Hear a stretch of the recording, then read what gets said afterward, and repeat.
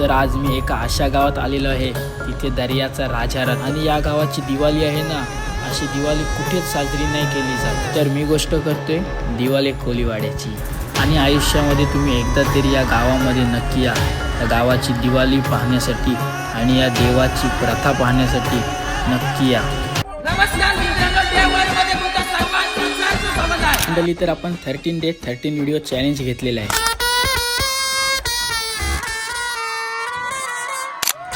वर्षभर पाण्यात असलेला हा देव 3 दिवस फक्त गावात आणला जातो आणि देवाची सेवा केली जाते। या लोकांचं म्हणणं असंही आहे की हा देव फक्त आमच्याच लोकांना भेटतो।